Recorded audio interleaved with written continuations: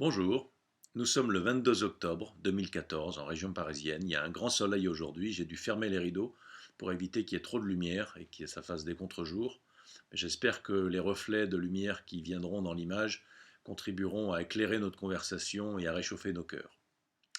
Je voudrais vous parler aujourd'hui de la différence qu'il y a entre guider et accompagner. Cette vidéo s'adresse à des managers déjà expérimentés, à des coachs qui veulent travailler leur art ou qui cherchent un superviseur pour travailler justement, pour être accompagnés en mode coaching eux aussi, pour mieux accompagner à leur tour leurs propres clients. Alors, pour faire la différence entre accompagner et guider, je vais vous dire tout de suite que le coaching ne consiste absolument pas à guider un client, mais à l'accompagner. Et pour faire la différence entre ces deux termes, je vais utiliser une métaphore, celle du guide de haute montagne, qui vous guide vers des sommets qu'il connaît, par des chemins qu'il connaît, avec un équipement qu'il vous conseille ou qu'il vous prête, selon des techniques qu'il vous enseigne. Et ce guide de haute montagne n'est absolument pas un coach, c'est un expert, il est en position haute, dans la mesure où lui sait et vous, vous ne savez pas. Dans le coaching, c'est exactement l'inverse. Le coach ne sait pas et vous, le client, vous savez. Donc, accompagner n'est pas guider, puisque clairement, le coach ne sait pas où vous voulez aller, il ne sait pas par quel chemin il faut que vous passiez, il ne connaît pas les tours de main, les modes opératoires qui sont les vôtres, qui seront vos ressources propres qui vous feront réussir. Il ne peut pas vous conseiller, il n'est donc pas en position haute, il est au contraire en position basse. Son fonds de commerce, c'est pas de savoir, son fonds de commerce, c'est de ne pas savoir. C'est fondamentalement un candide qui vous accompagne à partir de cette candeur, à partir de cette extériorité. Il faut bien vous représenter que le coach, il a dans la même journée quelques rendez-vous avec des entreprises qui n'ont rien à voir les unes avec les autres. Il va coacher un ingénieur très pointu dans l'aérospatiale, il va ensuite être avec un directeur financier d'un grand groupe, et puis il va avoir ensuite un particulier éventuellement qui travaille un sujet personnel, et enfin il aura une directrice marketing ou une directrice de la communication ou un directeur de la logistique ou je ne sais quoi, ou un dirigeant de PME. Bref, tous ces sujets n'ont rien à voir les uns avec les autres, n'ont rien à voir avec votre problème à vous, vos objectifs à vous, vos solutions à vous. Et vous imaginez bien qu'un coach ne peut pas être un expert et un spécialiste de tout ça à la fois. Alors pour aller à l'essentiel, il n'est un spécialiste de rien de tout ça. Le coach, il n'est pas un spécialiste, il est un expert d'une écoute orientée solution, d'une écoute pétillante, d'une écoute impertinente qui va vous aider à sortir de votre cadre de référence pour y trouver des solutions que vous n'auriez pas trouvées sans cet accompagnement. Voilà. Mais le coach va vous inviter à regarder à des endroits où vous ne regarderiez pas sans lui, à écouter ou à prendre en compte des ressources que vous n'auriez pas prises en compte sans son accompagnement, mais lui ne sait pas ce que vous allez voir quand vous allez regarder là où il vous invite à regarder. Il ne connaît pas les solutions que vous allez inventer. Il ne sait pas quels objectifs sont pertinents pour vous. Par contre, à partir de son écoute systémique, et on en a parlé dans une autre vidéo, il va pouvoir créer de la valeur pour vous, beaucoup plus qu'en vous donnant des conseils. Voilà. Alors l'accompagnement, si on prend une autre métaphore, imaginez que vous accompagnez un ami ou une amie dans une promenade en forêt. Eh bien, les deux s'accompagnent mutuellement, ils se tiennent compagnie.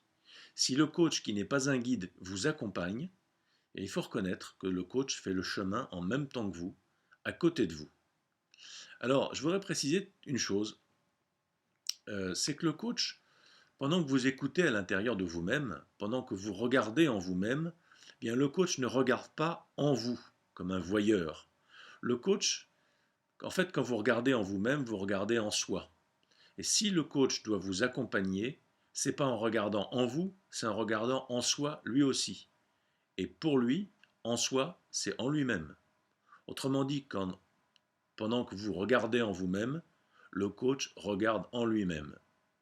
Accompagner un client, c'est faire le même chemin que le client en vous-même, pendant que le client fait ce chemin en lui-même. Alors on ne voit pas exactement les mêmes choses parce qu'on n'est pas les mêmes personnes. Mais fondamentalement, dans une perspective systémique, nous sommes en lien, nous sommes en unité, nous sommes dans le même bain, et quand je m'intéresse à quelque chose qui se passe en vous, c'est exactement comme si je m'intéressais à quelque chose qui se passait en moi. Donc cette écoute systémique, cette perception systémique de la relation en coaching est fondamentalement paritaire, car je ne me situe pas à l'extérieur de la problématique, des objectifs, des solutions que le client recherche, je me situe précisément à l'intérieur tout en restant à l'intérieur de moi-même. Et plus je suis centré, plus je suis enraciné, plus je suis dans mon propre alignement, plus j'accompagne mon client à se centrer lui-même dans son propre alignement pour aller au fond de ses ressources, pour ouvrir des perspectives qui s'ouvrent à lui à partir d'un regard un peu décalé.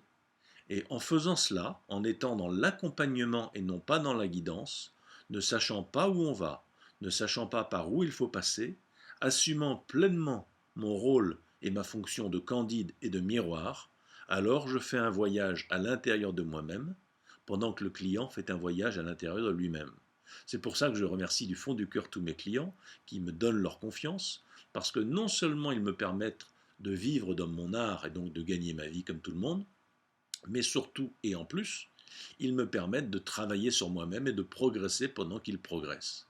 Quand un client travaille sur le dépassement d'un obstacle intérieur, la remise en question d'une fausse croyance ou d'une croyance limitante, quand il élargit ses perceptions, quand il veut ouvrir le champ des possibles pour lui-même, il me fait un cadeau formidable. Il m'incite, il me permet d'ouvrir le champ des possibles pour moi-même en même temps qu'il l'ouvre pour lui. Et si ce n'était pas comme ça, il n'y aurait pas effet coaching pour lui. Il ne peut y avoir effet coaching pour un client que s'il y a effet coaching pour moi. Qu'est-ce que c'est que l'effet coaching? C'est la capacité à toucher un point de vérité en soi et d'ouvrir sur des ressources et des possibilités nouvelles. Voilà, c'est une sensation, une expérience extrêmement stimulante. Moi, je l'aime tellement que j'en ai fait mon métier, de la provoquer chez les autres et de la vivre en moi par écho. Et c'est en la vivant en moi que je la provoque chez les autres. C'est à la fois en posant une question à l'autre que ça lui fait découvrir un panorama qu'il ignorait jusqu'à présent, que moi ça me le fait découvrir aussi, et c'est en même temps en découvrant pour moi-même quelque chose que j'aperçois que ça le fait immédiatement découvrir à l'autre dans son monde intérieur en même temps. Voilà, c'est donc un métier tout à fait pétillant, tout à fait stimulant, parce qu'on est en symétrie, on est en parité, le client et le coach, ce que vit l'un, l'autre le vit, ce que l'un vit, ce que l'autre vit, l'un le vit. Voilà, donc je vous ai fait un petit tour de marionnette pour conclure. Je ne l'avais pas prévu, mais je trouve ça amusant. Sur ce, je vous invite à méditer à cette notion d'accompagnement distincte de la notion de guidance et sur cette notion systémique que pour accompagner l'autre dans son voyage intérieur, je dois vivre mon voyage intérieur en même temps. Nous ne sommes pas chacun dans notre monde, nous sommes dans un monde, dans le même système, nous faisons deux voyages différents à l'intérieur parce qu'on n'a pas les mêmes points de vue, on n'a pas les mêmes postures. Et puis, le coaching de mon client, c'est son coaching à lui, c'est sa séance à lui, c'est pas ma séance à moi. Mais pour l'accompagner dans sa séance à lui ou à elle, j'ai besoin de faire le travail, le trajet en moi-même. C'est ça l'authenticité du coach. Le coach qui reste sur le bord de la piscine et qui laisse son client se débattre dans l'eau, à mon avis, c'est pas un très bon coach, c'est pas un coach qui rend un très grand service. Il ne s'agit pas d'être fusionnel, il ne s'agit pas de s'identifier à l'autre, il ne s'agit pas d'être collé, bien au contraire. Il s'agit de rester chacun en soi-même, mais dans une unité du système qui fait que ce que je ressens et ce que je vis se transmet dans le système de l'autre, et ce qu'il vit, je suis sensible pour le capter et l'utiliser. Si je dois modéliser les comportements cibles que mon client cherche à acquérir, encore faut-il que je sois à l'écoute de ce qu'il cherche à acquérir et que je sois capable de le vivre en moi-même dans l'instant, dans l'ici et maintenant de la séance. C'est ça l'art du coaching, c'est ça qui fait que c'est extraordinaire parfois, c'est ça qui fait que c'est très difficile à réaliser réellement, parce que écouter des gens, agiter deux, trois réponses, faire semblant d'être intelligent en faisant semblant de comprendre, c'est à la portée de n'importe quel imbécile venu. J'en fais partie de ces imbéciles. Dans la plupart des séances, je fais ce que je peux, je m'agite pas mal, j'arrive pas forcément à être dans mon axe.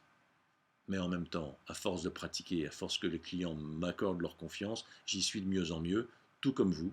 Et donc nous pouvons de mieux en mieux nous accompagner les uns les autres et être des coachs de plus en plus performants, j'oserais dire des coachs puissants.